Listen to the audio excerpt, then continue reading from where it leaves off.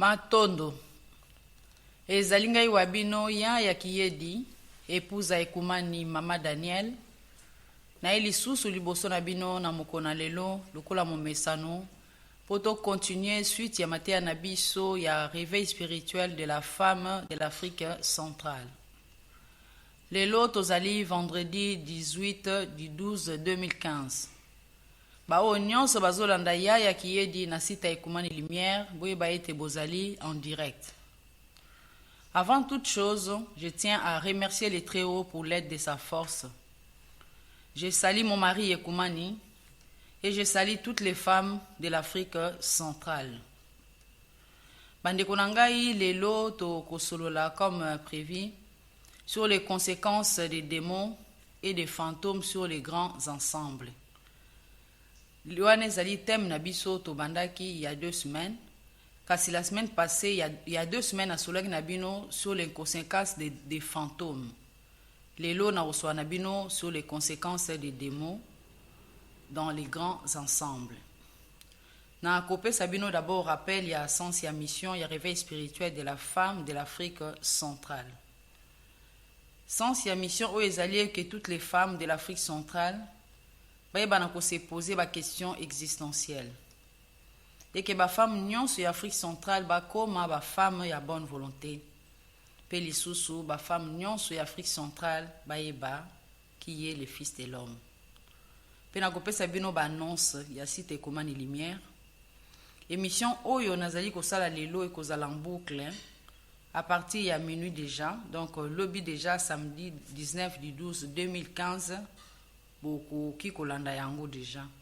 Pe soki bokoti na site Ekumani Lumière na onglet réveil spirituel kuna bokokuta mate ya nyonso oyo ya Kiyedi ate ya kobanda le 1er mai 2015 jusqu'à ce jour. Pe la résonance oyo Ekumani na mbuta dia sonama bateyaki ezali tous les jours à partir de 19h30. Pe na site Ekumani Lumière na onglet résonance na 8e onglet kuna bokokuta pe mate ya nyonso ya résonance kobanda septembre 2014 tina avril 2015. Vraiment na yebisaka bino toujours ezali ba base pour na continuité à suite ya mate ya nabiso ya réveil spirituel de la femme de l'Afrique centrale. Et la journée de samedi est réservée à Ekumani à Kopé Sabino vision na politique sur la restauration d'un nouveau Congo. Pour la date, na ko fixer bino quand le moment sera venu.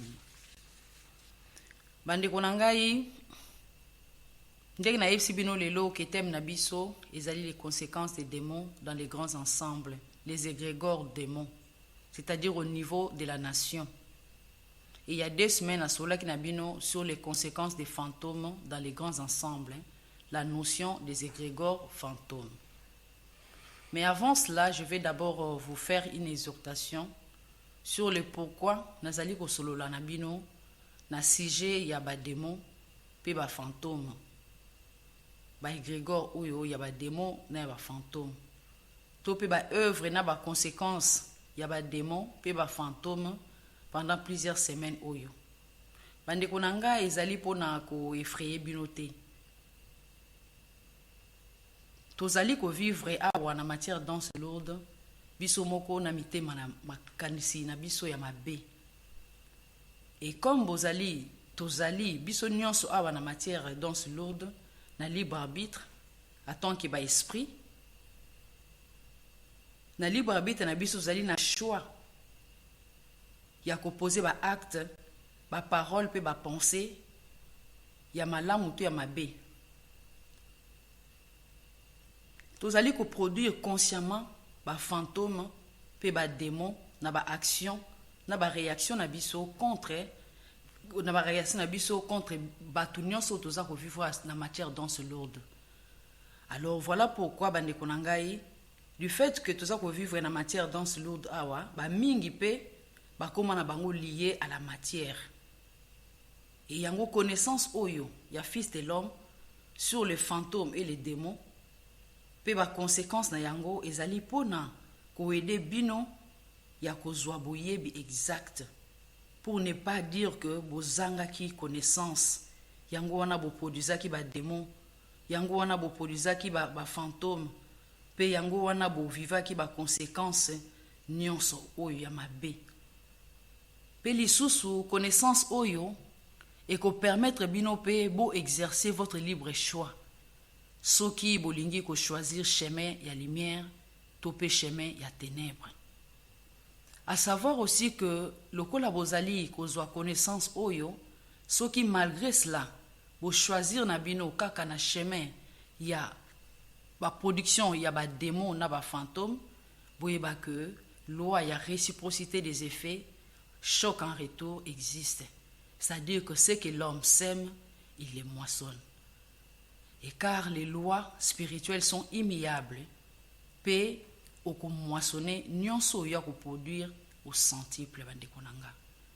Voilà pourquoi les fils de l'homme na message na ye ya responsabilité veut que bozala binomoko conscient pe consciente na ba acte boko produire ba parole pe na ba pensée nyonso bino boko sala. Et ngai ya kiyedi nazali wana kaka rôle na ngai ezali pona ko rappeler bino message à fils de l'homme pour que moto na moto ayeba keza message à responsabilité. Voilà pourquoi tant on a ko sala masolo o tozo solo la tous les 2 semaines ezali pona ke moto na moto yo mama ya Afrique centrale et si ko zali ko landa message oyo na site commande lumière oui bana kozwa conscience. Et fils de l'homme azolo ba ete bosengeli ko veiller pe bo prier pour na ko éviter à ko continuer toujours na médiocrité. Bandiko nanga tango nazwa ki message sur l'appel ya réveil spirituel de la femme de l'Afrique centrale. Les traits wa sola ki nanga na verset oyo ya 2 Chroniques chapitre 7 verset 14 à 15. Et que si mon peuple sur qui est invoqué mon nom s'humilie, prie et cherche ma face, et s'il se détourne de ses mauvaises voies, je l'exaucerai des cieux, je lui pardonnerai son péché et je guérirai son pays. Mes yeux seront désormais ouverts et mes oreilles attentives à la prière qu'on fera dans ces lieux-ci. Bandeko nanga na se posaki beaucoup de questions existentielles. Et ba guide spirituel ba lobaki nangai que Afrique centrale ba femme nyonso ya Afrique centrale bazali na besoin ya réveil na mitema na bango. Pourquoi? C'est parce que ba kufa kati na molimo, les morts en esprit. Pe mitema ya bato mingi l'Afrique centrale ezali mabe. Voilà pourquoi ba production ya ba œuvre ya ba fantôme pe ya ba démon ezali ko sala malolenge oyo. Et mission nanga ya kiyedi ezali wana comme la femme qui est la femme, la gardienne de la flamme sacrée, et c'est au travers d'elle aussi que le relèvement d'un pays est kobanda. Pe par la femme nde mutu mboka o ekweyaki nde ekotelema. Il faut d'abord mwasi ye moko atelema parce que au travers na ye lolenge ye nde akweyaki mboka pe kwei ye kaka nde mutu akotelema pour que mboka ebana kozonga na chemin. Voilà pourquoi on rappelle Rabino toujours na rappel ya mission et réveil spirituel que toutes les femmes de l'Afrique centrale ebana ko se poser ba question existentielle. Parce que yo mwasi Afrique centrale au sengeli tango nyonso ko se poser ba question existentielle parce que mboka libota pe nation société ezotalela yo. Pe mwasi Afrique centrale a sengeli ko soigner au tema na ye. Car le cœur est le centre de la personnalité. Lokola mitema ekoma mabe, raison pour laquelle moi si Afrique centrale a zangi personnalité, moi si Afrique centrale a kweyi. Vous les femmes de l'Afrique centrale, verset oyo bapesaki ngai ekoyede bino pe pour se poser ba question existentielle pe bokoma ba femme ya bonne volonté. Garde ton cœur plus que toute autre chose, car c'est de lui viennent la source de la vie. Dans Proverbe chapitre 4, verset 23. Et Bosengeli koyeba que c'est du cœur que proviennent les mauvaises pensées qui mènent au meurtre, à l'adultère, à l'immoralité, au vol, au faux témoignage, au blasphème. Oyo nyonso ezali ko caractériser nature ya femme actuelle. Et le Fils de l'homme vous dit que Bosengeli ko vibrer dans l'amour, dans la justice et la pureté, en vue de cultiver la beauté dans l'excellence. Awa na lingna pesa bino sikoyo rappel sur les conséquences des égrégores fantômes dans les grands ensembles, égrégores pour un but précis. Na niveau ya élite scientifique, élite politique et religieuse. Élite scientifique bandeko na ngai bazali bato ya mayele, ingénieurs, chefs de projet, les écrivains, etc. etc. Et élite politique, bazali le pouvoir exécutif, konzi mboka, le pouvoir législatif, parlementaire, les députés, et le pouvoir judiciaire, les juges, les cours et tribunaux. Élite religieuse, bandekonanga, bazali batei, les hommes de Dieu, les évêques, les pasteurs. Et oyo nyonso bazali élite ya pays, bangonde bazali ko créer égrégore fantôme oyo na solola ki na bino il y a 2 semaines. Pe bango pe kaka moto bazali ko créer égrégore démon oyo na kosola na bino lelo e bandeko na ngai. Et suite il y a égrégore fantôme pe démon créé par les élites ya mboka. Conséquence, mboka ekomi kimpangala. Comme dit la cosmogonie Congo, mboka oyo ezangi mokengeli ezali kimpangala. Et les peuples sont livrés à eux-mêmes. Bango pe bakoma na bango ko produire ba fantôme na ba démon pe ekuti pe kati mitema na bango, mitema likundu pe ekuti makanisi oyo ekuti na bongo pe ya mabe. Bandiko nanga, revenons aux égrégores. Étymologiquement, un égrégore est un concept qui désigne un esprit de groupe, une entité ou une énergie, ou encore une force créée par un groupe d'individus, et cette entité créée par ces groupes influencés par l'individu unis dans un but commun.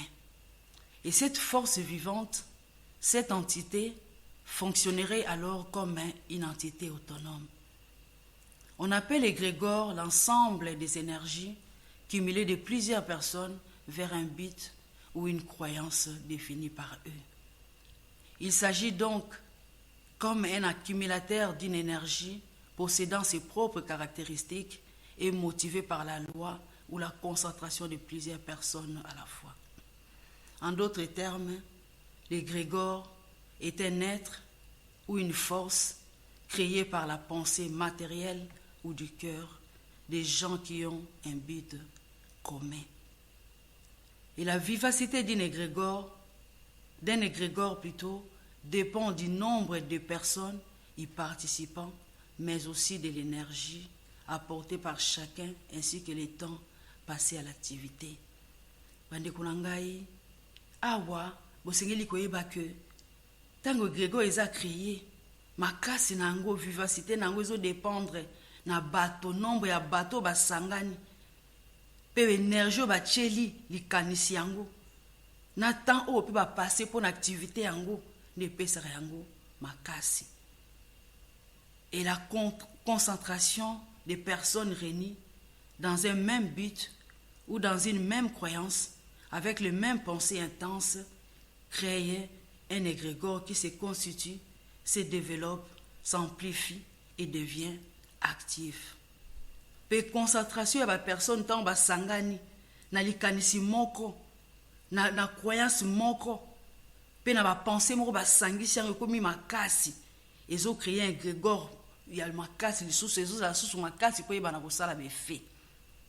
Et plus ce but commun existe depuis longtemps, plus ceux qui la partagent sont nombreux et plus cet égrégore est puissant. Et bandeko nanga boseli koyeba ke toza na égrégore pour un but précis et les égrégores pour une croyance précise. Na opesa bino rappel sur les égrégores pour un but précis au niveau du pays, donc sur le plan national. Na solag na bino nango il y a 2 semaines, égrégore fantôme. Bandeko nangai ba égrégore fantôme na niveau ya ba élite. La responsabilité est individuelle et collégiale, bandeko nanga. Ba élite ya mboka, bazali ko travailler par affinité, c'est-à-dire ba sangani pour na bit moko ya ko détruire mboka na ba intérêt personnel na bango. Donc c'est une faillite des élites du pays et cette faillite a toujours des conséquences dans mboka mobimba bandeko nanga. Donc il faut to boma ba égrégore nyonso fantôme pour na to bana ko s'en sortir. Par contre ba égrégore démoniaque, il faut to chasser bango mosika na biso. La Bible dit que vous chasserez les démons. Et dans 2 Chroniques chapitre 7 verset 14, c'est par un changement radical que si mon peuple sur qui est invoqué mon nom s'humilie, prie, cherche ma face, et si se détourne de ses mauvaises voies, je l'exaucerai dessus, je pardonnerai ses péchés et je guérirai son pays. Et pour les détails des enseignements sur les égrégores fantômes, je vous recommande au site Ekumani Lumière, dans 7e onglet, Réveil spirituel, pour beaucoup de titres enseignements sur les conséquences des œuvres démoniaques, partie B. Bandeko nanga sikoyo toko pe mamuke, pour qu'après la musique, to banda sujet nabiso, sur les conséquences des œuvres de démons dans les grands ensembles, les égrégores démons. Studio, à vous l'antenne. Matondo.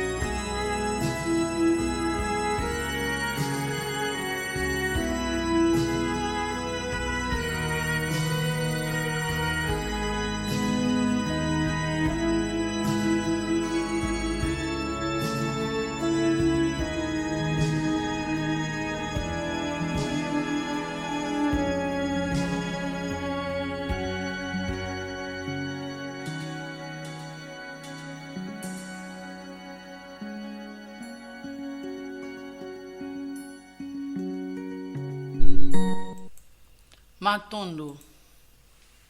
À présent, au côté siko na thème na biso ya lelo sur les conséquences des démons dans les grands ensembles.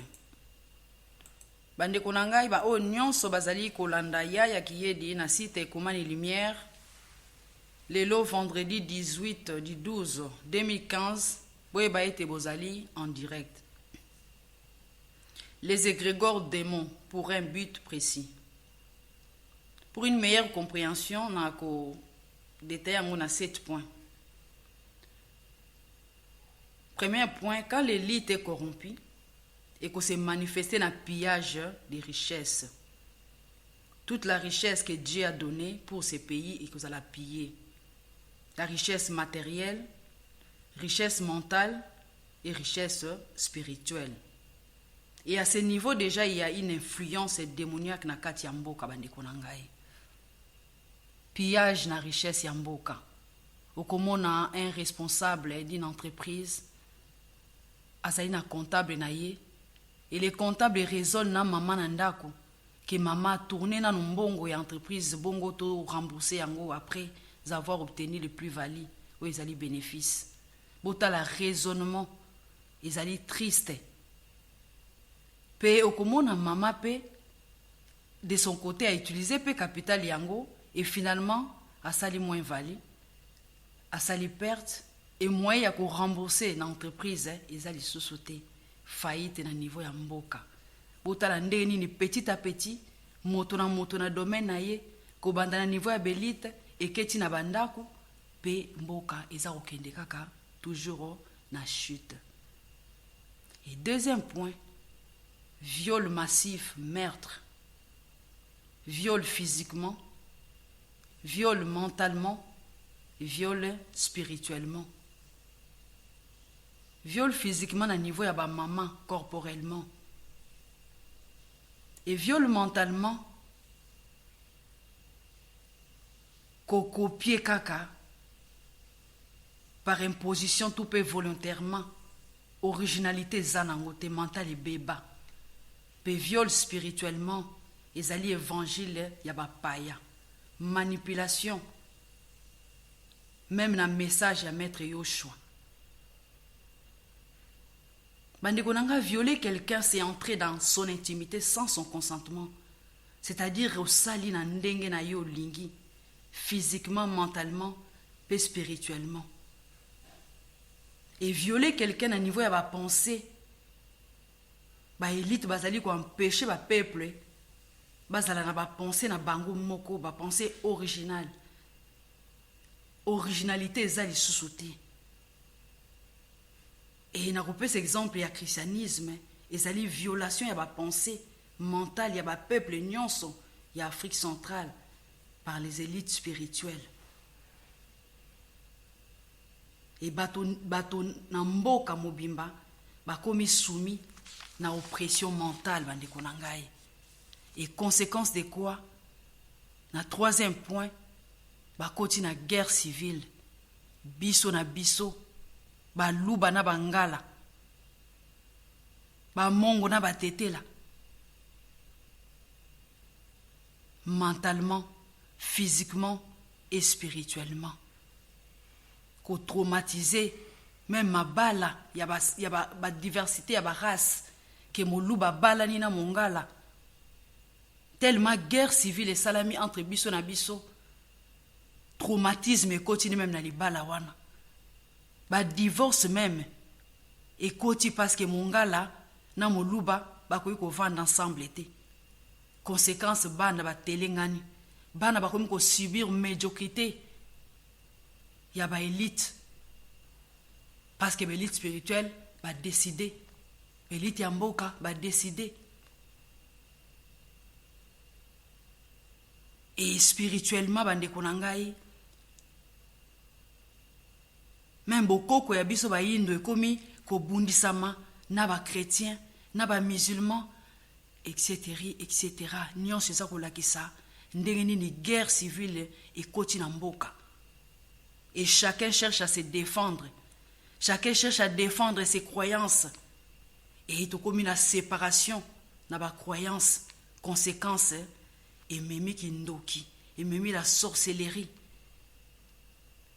nyonso oyo ba élite ya mboka na mitema na bango ya mabe bakotisi ba démon na mboka bandeko na ngai pe lisusu guerre d'agression awa ba pays misusu pe eye ko agresser biso c'est-à-dire bato nyonso ya mabe ba comprendre que mboka wana bango ba yoka na bango pété bango moko baza ko potana na bango et bango pe ba yepe ko attaquer parce que mabe ezali kati ya bato moko bango fa na mboka bango moko et bato pe ya libanda bango ba yeko bakso ya bango ko attaquer lisusu guerre d'agression nyonso wana ezali be grégor démon na makanisi na bango oyo evandi na mitema likundu e nyonso oyo ezali baconséquence ya lolenge ya baélite ya mboka bazali kocreye baegrégor bandeko na nga bosengeli koretenir ke guerre civile ezali na bakongo na baluba batomboki et guerre d'agression barwandais na bacongolais et toujours la responsabilité ezali na mboka mobimba po boyokani ya solo ezali te. Et voilà pourquoi tozali kaka ko attirer pe par affinité pe bamboka misusu oyo ezali lolenge wana. Quatrièmement, les lois du pays vont combattre la parole de Dieu et vont manifester les œuvres des démons. Bandeko nanga pona ba démons ba opérer bien. Il faut ba créer ba loi. Na repesa ba loi par exemple sur la cohabitation. Mama ya kato vanda. Et derrière ba loi wana ezali fornication. Et c'est que tozeli koyeba ete biso ba yindo destination na biso yo mwasi muyindo ezalaki kobala ba honorer yo mwasi avokota na ndako ya mobali kasi botala sikoyo mwasi akomi na ye kokota na ndako sans ke babala ye pe ko bota sans mariage bakomi ko sente mwasi terme ya ko sente ba démon ba bungisa ngo bandeko nanga ne vous y trompez pas ba réalité mususu démon ba cacher ngo pona bokota toujours na médiocrité mais soki yo mama ya Afrique centrale au koti na ndako ya mobali babali yo te eza ba sente yo terme wana eloba marasu te mezali parce que tellement bato bakwei et comme mama to vanda zo cohabiter bobungisi yango mais na bokoko na biso na tango ya kala biloko wana ezala ko sala mate. Bref, les lois du pays ne sont plus spirituelles.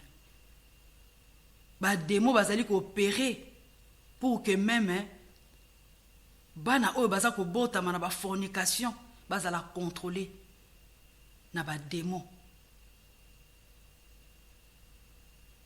Parce que ba loi spirituelle ezana ngo souté. Tozo mona même na ba insémination artificielle ba to ko sala ngo parce que respect à la loi spirituelle les ana ngoli sous-souté et ba naissance on les a contrôlés par les démons. Il faut vraiment tout ça la makasi bande konangai ba homme na ba femme ya bonne volonté pour nzambe assisiter ba élite ya malamu na mboka. Et la plus grande des ruses y ancien porteur ya lumière c'est d'opérer derrière pour boyer baté que yemutu azali ko opérer la rise des démons. Na cas par exemple ya ba baisse ya ba impôt même pour na ba oyo ba vandi na impudicité oyo bazali ko benga cohabitation mama ya kato vanda baisse ya ba impôt pour na ko faciliter toujours fornication botala ndenge nini ba élite ya mboka bazali toujours ko créer ba grégor démon pour na ko renforcer force wana pour bato bakoya kaka toujours na bakoma na kokwea toujours na kokwea ko encourager bato ba vanda kati na fornication alors bakitisi ba impo po ebi ke moto ko préférer avant da bongo parce que ceux qui moto ba balani ba impo ko futa normal Mais ceux qui vont vivre quand na péché, ne va quitter en bas pour botter la ruse ya diable. Et il y a même les serviteurs de Dieu, mingi ba vandi na ba terme ya invention, cohabitation. Bande konangai ezali cohabitation, ezali fornication. Vous allez ko vanda conformément à la volonté à la lumière te. Toyaki ko sa l'expérience wana te awana matière danse lourde. Kasi toyaki ko yekola vivre dans un amour désintéressé na justice. Et bota la ndenge ba démon ya nation, les égrégores nationales, ezali ko opérer. Cinquièmement, les confréries ténébreuses, c'est-à-dire ba loge, ba élite ya mboka, au lieu ba kende na ba confrérie à lumière, na ba loi de la création, bango ba sali ba confrérie ya ténèbres, po ba sala ba loi ténébreuse, kuna bazali ko yebisa bango ndenge nini na kaya ba spirituel, ba homme de Dieu, ba ko fabriquer évangile ya prospérité, na ba délivrance pour na ko kosa toujours ba peuple. Pe na kaya ba science, ko sala ba manipulation de la nature par les OGM, les organismes génétiquement modifiés, ba bombe, pe na ka ya ba politique, bazali ko kotisa ba loi pour infiltrer les démons. Exemple, la loi de cohabitation de la tout à l'heure. Ils allaient pour na bateau ba demeurer quand l'impudicité. Impudicité vanda quand na mboka pour que ba démon ba ibana coopérer. Tout ça c'est la préparation du règne de l'antichrist bandi konangai. Et ba élite ya mboka ba créer ba égrégore pour un but précis. Ya ko kotisa même tricherie, mensonge, fausseté namboka. Et la Bible dit qu'il faut lui opposer une ferme assurance. Kasibota la ba mingi lelo oyo bazali ko vivre na bango par la foi sans conviction. Pe bazali ko sepela na lolenge wana. Et Bible il faut lui opposer une ferme résistance bandi konangai. Kasi soki totali lelo lolenge nini ba mingi ba sepeli na bango na ba loi wana ne vandeli wana na lolenge wana. Et de temps en temps bande konangai, comme la nature est juste, beaucoup mona pe ba karma na vie ya ba élite ya mboka pe ba peuple nyonso retour karmique na bango ezoya. Kasi tango nyonso leba se poser ba question existentielle, vous allez toujours kokosama kezali tata mwasi moto asalinga boye olia ko se poser ba question existentielle, pourquoi situation est comme melingai. Et sixième point, le sous-développement ou le développement qui se manifeste. Bande konanga par le sous-développement ezali expérience de vie eza sous malamu te bande konangai bino mo bozo mona na mboka na Afrique centrale comment les gens vivent. Et oyo ba bengi développement ezali tango ba longoli ba loi spirituelle na mboka mobimba nde yango ba bengi développement. Et quand Paul dit que j'ai appris à vivre dans l'abondance et dans la disette, ali koloba que j'ai appris dans la pauvreté à garder les lois de Dieu et j'ai appris dans la richesse à demeurer dans la loi, dans les lois de la création. Et c'est que vous devez retenir aussi que le sous-développement et le développement égale porte d'entrée dans les ténèbres. Et septième point, la désobéissance des lois de la création. C'est par la manipulation des lois de la nature, par les industries polluantes et dans la fabrication des armes de destruction massive.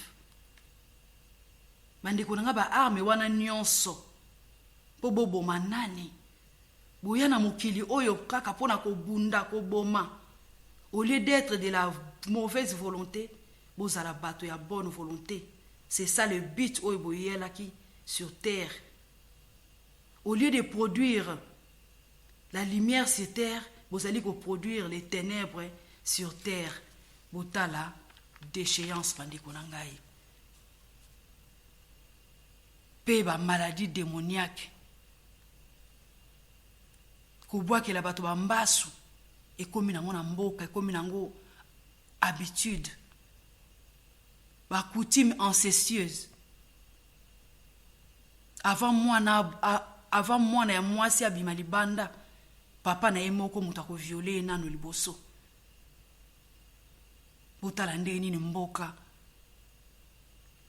ba Grégor oyo ba élite ya mboka ba créa oyo ekiti même tina niveau ya ba peuple pe komi nango habitude. Et mibali na mboka ba komi ko collectionner basi 5 pe 6 pe soki ayambi ba invité atandi bango wana. Basi pe bazoba bazali ko participer na déchéance wana. Et siko question na koko tuna am ser siko ya mobali wana eza nani parmi les 7 wana. Nyonso oyo ezali désobéissance ya ba loi ya création. Parce que mobali moko akoza na ba am sœur 7 te. C'est-à-dire moi si oyo ayaki ya ye penza ya vie na ye golobaka chair de ma chair et l'os de mes os. Eza nani parmi les 7 wana. Uta la déchéance. Et les lois contre nature, les lois de vote, toujours à manipulation sur manipulation. Ba tricherie même na ba vote na niveau national. Bande konangai. Alors les 7 points au nyonso na expliqué bino. Ba pillage, ba viol massif, meurtre, ba guerre civile, ba guerre d'agression, ba loi du pays qui vont combattre la parole de Dieu et vont manifester les œuvres du démon, la confrérie ténébreuse, le sous-développement et le développement, la désobéissance des lois de la création, nyonso oyo bandeko na ngai, ils ont créé des conséquences, et créé des conséquences sur l'avilissement de la femme qui est devenue aujourd'hui un objet sexuel et commerce de sexe. Bandeko nanga biloko nyonso o na wuti ko tangela bino oyo bokomona yango na mwasi. Motema mabe confrérie ya bandoki. Mwasi ye moko andimi na epe kokoma bureau, même 7e bureau. Botala bozoba ya mwasi ya Afrique centrale. La femme de l'Afrique centrale traduit la déchéance d'un pays. La femme a commis bisanza. Alors vous ne pouvez pas rester comme ça, bandikunanga. Il faut que la femme se lève. Il faut que la femme atique à s'avilir. Il faut que la femme atique à vivre à la déchéance. Il faut que la femme atique à la prostitution. Il faut que la femme atique à vol. Et en conséquence, que la femme est violée physiquement par pénétration que par non-pénétration. La femme est violée mentalement par manque d'originalité qu'au copier kakabapaya. La femme est violée spirituellement et vengée de la prospérité par les convoitismes de la chair, les convoitismes des yeux et l'orgueil de la vie. Et la femme est sous l'emprise démoniaque. Et bandekonanga, il n'y a qu'une seule possibilité pour s'en sortir, c'est de devenir une femme de bonne volonté et de connaître le Fils de l'homme.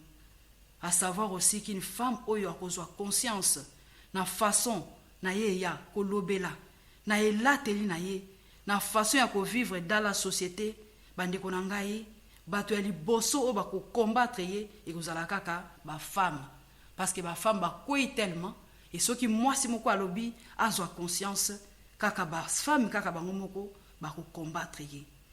Et conseil na kopesa bino bandeko nanga, résistez au diable et il fuira loin de vous. Oh yo maman, se poser des questions essentielles, aux yeux conscience, il faut qu'on résiste. Et moi, si wana wakozwa conscience comme déviante dans la société, et tenez ferme, car la femme actuelle commence à traduire la manifestation du code infernal. Moi, si akoma kosangana na basali ya nzambe pona kokwesa kabango, même ba femme mariée. Une femme mariée bande konanga mipende libanda, mabele libanda, nzoto ya mwasi nyonso esila na yango valeur devant les hommes. Quel gâchis. Botelema ba mama ya Afrique centrale. Bota la médiocrité ya mwasi. Nakopesa ndakisa omona mwasi marié azali koloba que soki pasteur aza koteya na yo kaka vibration kati na ngai. Bota la langage ya séduction epai ya yo mama ya Afrique centrale. Pe femme mariée en plus. Mwasi akoma pont de shit. Ya ba œuvre démoniaque. Donc mwasi akoma na nature démoniaque. Yango ba communauté misusu balobi que mwasi faut ba couvrir. Ba tika kaka misu. Parce que mwasi soki botiki liberté ako exposer nzoto mobimba. Parce que ça na ye déjà ya kokweya. Pe ba communauté misusu kutu mwasi ako kotanga te parce qu'a commis un élément dangereux. Pe ba misusu même ba empêcher mwasi na droit de vote. Mwasi abotama sans combo, pe akokufa sans combo. Et je m'explique, c'est-à-dire que yo mwasi tango botami nandaka ba boti na yo ozi kombo ya papa na yo. Pe soki obali oporte kombo ya mobali na yo. Donc ti okokufa sans combo. Et la femme vit que l'arbre était bon à manger et agréable à la vie. Mwasi yemoko a séduisaki mobali liboso, croyant que kozala na avantage na ye, or que yaki ko se retourner contre yemoko. Choc en retour. Depuis le paradis au bengaka jardin d'Éden. Voilà pourquoi le Fils de l'homme a bengaka femme une vermine mochopi. Donc la femme doit être l'artisane ya yemoko bandekonanga. La femme a komi kotia manzaka ya code infernal, basuki baraju ya code infernal. La femme a komi kotia ba makiki, baraju ya basili ya code infernal. Femme actuelle a zangi pudeur, manque de délicatesse, a komi pont ya ténèbres, a komi na perte ya activité féminine, a komi kaka ko s'intéresser na ba activité masculine. Mwasi a komi vulgaire na elobeli. Ba manière ya ki bo mwasi esila ezalaka na yango lisusu te. Et la femme pense qu'en étant de plus en plus nue, elle est sexy, alors qu'elle a beau zoba. La femme se plaît à vivre dans la prostitution, au lieu à lier na lumière, à comment na lié na ténèbres. Par jour, elle peut connaître 5 hommes, et à savoir aussi que chaque homme laisse ses empreintes en elle. Voilà pourquoi Ngaya Kiyedi na telemi na lisungi na Fils de l'homme pour na kolakisa bino médiocrité pe avilissement ya yo mwasi Afrique centrale. Et Fils de l'homme dit que mwasi a commis prison pour l'humanité, poison bandekonanga plutôt pour l'humanité. Mwasi a commis ko bina mabina ya bosoto nzoto nyonso libanda. Et bandeko na ngai ba conséquence ya ba égrégore na ba démon nyonso wana mwasi pe azali ko vivre yango parce que alingi yango ekuti pe mabe kati na ye. Nzoto ya mama ekomi na yango exposé gratuitement. Bandeko na ngai même marchandise batiaka échantillon moko po bato batala. Kasi yo mama ba parti na yo nyonso ya nzoto bato bakomi na bango komona yango gratuitement sans que basomba yango. Ekomi déjà grégor démoniaque. nyonso oyo na mboka bosala attention na chute libre bamama.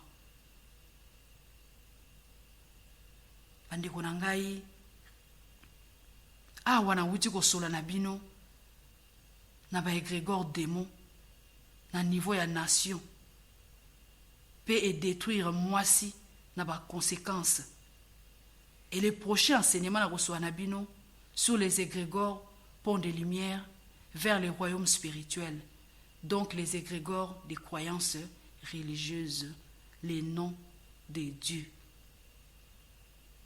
Bandeko na nga, les noms de Dieu ezali Yahweh, Mwanda Velela, Vidi Mukulu, Onya Shongo, Zankomba, Mungu Baba, Maweja Nyangila, Mwanda Kongo, Elohim, El Shaddai, Jéhovah Jireh, Jéhovah Tchikenu, Jéhovah Nissi, Jéhovah Sabaoth, Nembumba Loa, Nekongo Kalunga, notre Père qui est aux cieux.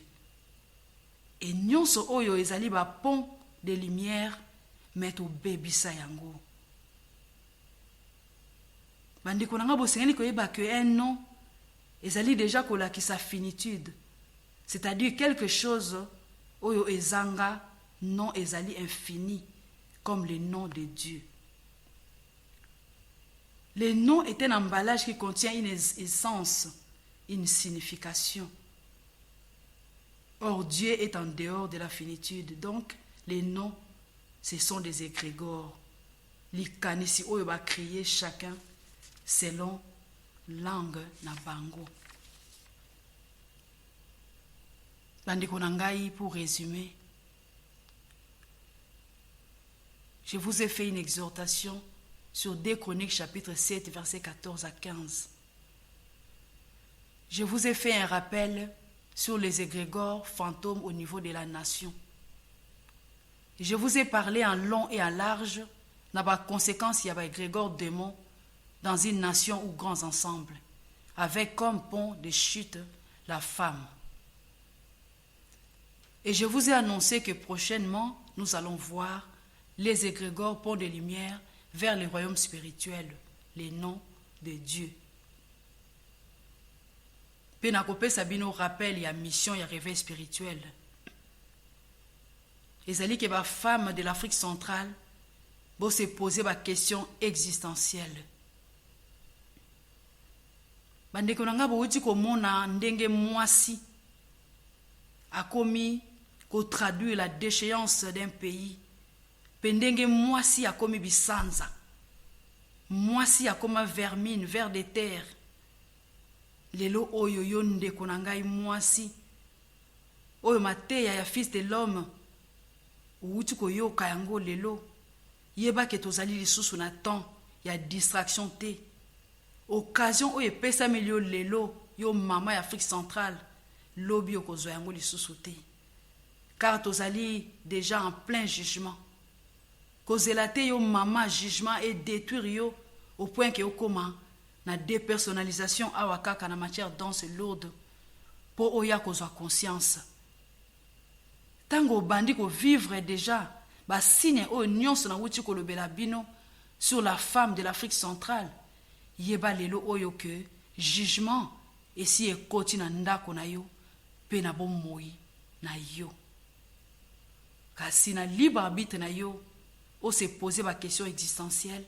O comme ma femme y a bonne volonté, pe oyeba le fils de l'homme, le seul chemin pour na yo mwasi y Afrique centrale, oui banako s'en sortir.